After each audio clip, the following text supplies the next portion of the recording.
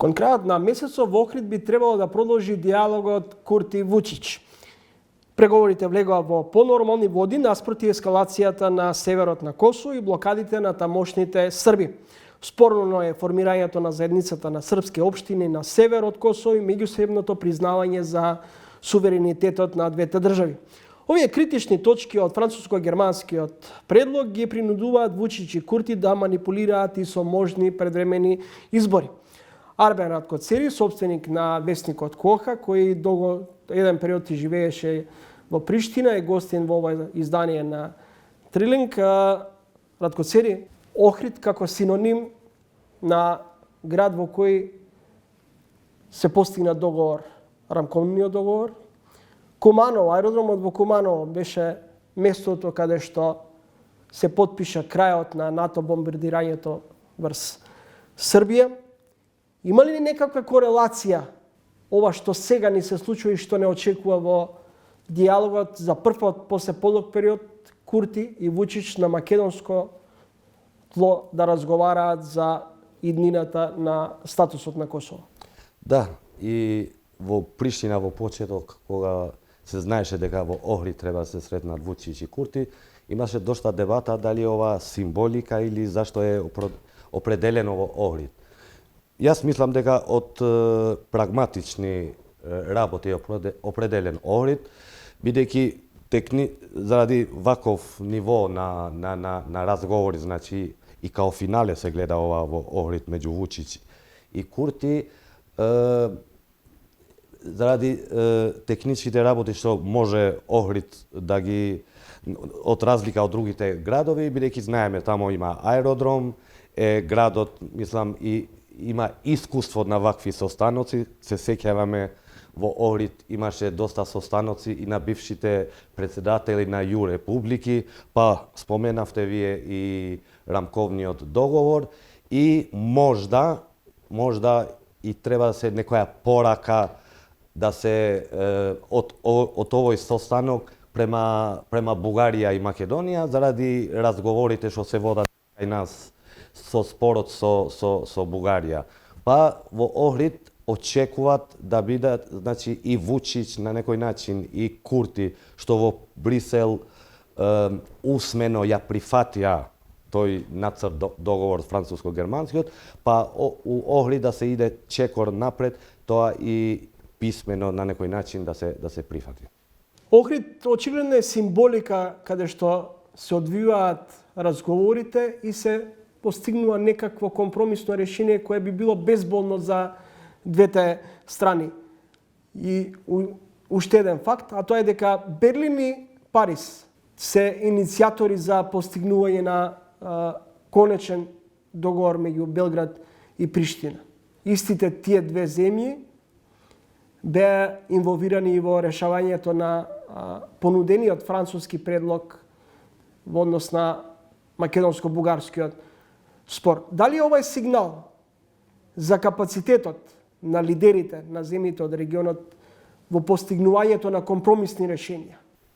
Не верувам дека земјите во регионот имат некој капацитет вакви проблематични, мислам, теми што се отворени да ги затворат без некој притисок претежно од Париз и Берлин, а богами посебно кај албанците и мора да се инволвирале и американците заради историјата, некоја доверба и така натаму. Као кај нас што е спорот со Бугарија и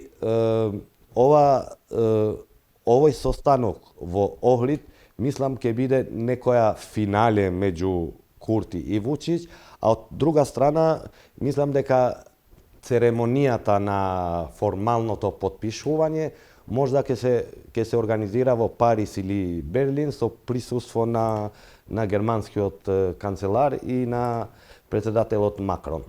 Зошто Косово не се согласува со формирање на заедници на српските општини? Дали е тоа дефинитивно закопана идеја за промена на границите?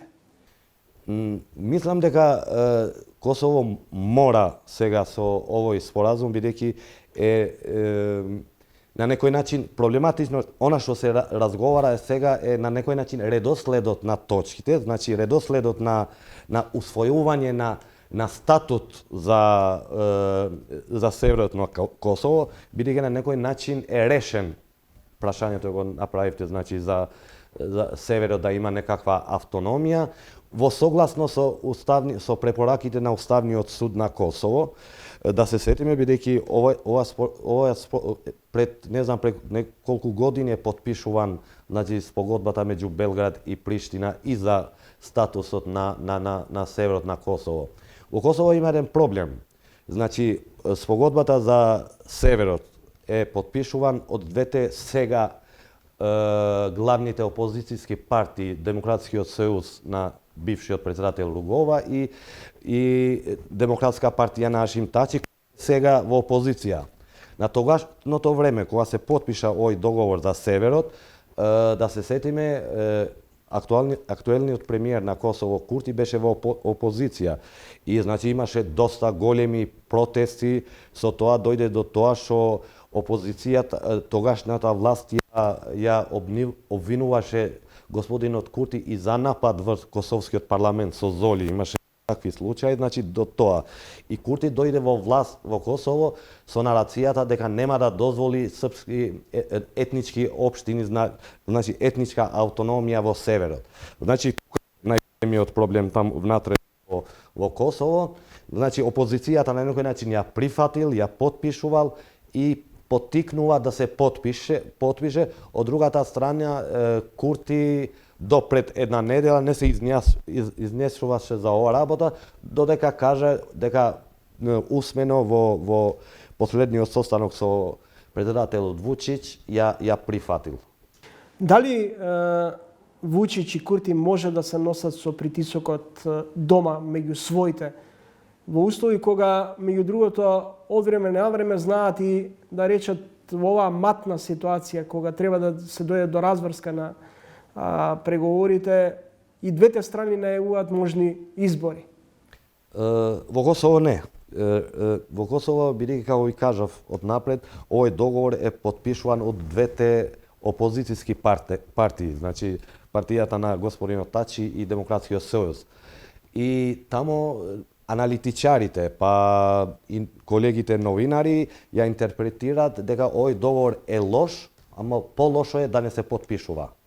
Така да на некој начин во Косово е ова почисто, само се дебатира за степенот на автономијата на Северот на Косово и како тоа заедница, автономија, и тоа не толку јасен, и треба да се почне со статутот што треба приштинските власти, значи да го уредува, да го направат за Северот на Косово. Постои ли опасност од нова радикализација во регионот доколку не се постигне договор меѓу Белград и Приштина, или доколку се пролонгира целиот овој процес на дефинирање на статусот на Косово? Мислам дека заради глобалната ситуација, претежно заради војната во Украина, е толку голем притисокот врз Приштина и врз Белград, што не верувам дека толку ќе бидат храбри што нема да ја потпишуваат. Во Охрид се спомнува дека овој состанок ќе биде како таа преговорката или стапот или морковот. Така да во случај да не се потпише од едната страна, изгледа ќе има големи санкции врз таа земја. Подготвени ли се политичарите во регионот на рискантни потези? Ако се направи, например, една паралела со одлуката на владата на Заев со договорот со Грција, па преговорите со Бугарија. Дали таква смелост би можело да се очекува и од Вучич и Курти, кои можеби потоа ќе се соочат со политичко делегитимирање? Реално, господин Заев беше атипичен политичар во регионот и затоа дојде до тоа спогодбата со Грција и почнувајќи и преговорите со Бугарија, а богами и внатрешно некој прашање што биле меѓуетнички, имаше толку храброст што ги затвори претежно законот за јазици. Не гледам кај Курти и кај Вучич дека се толку храбри као господинот Заев, претежно бидејќи се двајцата многу популисти. Да се секам, Албин Курти во Косово има повеќе од 51% од гласовите во Косово, значи апсолутен власт има. И така и господинот Вучич во Белград. Значи политички се многу појаки во споредба на Заев, на тогашниот Заев или и на нашата сегашна, но таква храброст немат. Само големиот притисок, а сега имат голем притисок, ги натера и мора да ја потпишуваат изгледа овој договор, да ја прифатат и им дават просто да ја интерпретират во своји земји како они сакаат, значи за дневни политички работи. На почетокот од руската агресија врз Украина, вие во една ваша колумна во Коха ќе напишете: што прави Путин за Украина, Бугарија го мисли за нас, но и покрај ова македонското општество и медиуми навиваат за Путин. Овој став е пренесен во вашиот весник Коха. Ако нема договор Бугарија со Бугарија, може ли Брисел да донесе одлука Албанија да оди посебно во диалогот со Европската унија, Македонија да биде ставена замрзната се додека не ги реши домашните проблеми, особено уставните промената на уставот? Колку знам јас дека ако Македонија значи до ноември не прифати уставните промени, Албанија оди. Значи до тука биле заедно. Колку сум информиран, се чини е така. Да, и сега мислам така. Мислам сега малце работава е чувствителна. Посебно ако си албанец во Македонија, треба да си малце по-предпазлив со па и изјавите и активностите, посебно на политичките партии, бидејќи работава е доста чувствително и изгледа се работи за идентитет. Не се нарекува така, него се работи за идентитет. Ама мислам дека полошо и од ова, ако нема спогодба, и кај нас вреди таа во Косово што се зборува сега дека полошо од потпишувањето е само непотпишувањето. И кај нас, мислам дека до ноември вреди таа дека полошо од прифаќањето на уставните промени е неприфаќањето на овие уставни промени, бидејќи да влеземе ние на еден кош со Босна и Ерцеговина што има доста проблеми, па и со Косово, мислам дека не ни е толку добро. Може ли да се предизвика домино ефект доколку дојде до издвојување на процесот, Албанија да продолжи на патот кон неј, а Македонија да остане во една лимбо ситуација, да се појави незадоволство пред се дома тука, особено кај албанската етничка заедница која сепак генерално постои расположение за членство во ЕУ, говорам генерално не само кај албанската, туку и кај сите заедници кои живеат, но сепак тоа да има и натрешни превирања. Да бидеме реални, најголемиот консензус што го имаме овде дома, мислам во Македонија, па и меѓу албанците и македонците као најголеми е интеграциите во Европска унија, значи во Брисел. И после второто што е проблематично, немаме алтернатива. Значи кој е другиот пат? Значи ако не во Брисел, кој е другиот пат? Бидејќи се обкружуваме со сите држави и ние сме во НАТО, фала Бога.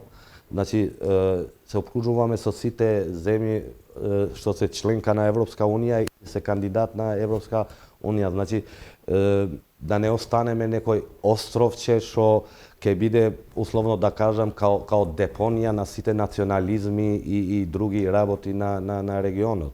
Така да треба по мене да се најде храброст, треба и Бугарија претежно да биде малце потолерантна и да се најде некој начин што од ноември натака, значи да продолжиме со европските интеграции. Да се сеќаме, ние чак пред Хрватска бевме со интеграциите до 2001-2002. Види кај сме сега. Ви благодарам за гостувањето во емисијата. Фала и за вас.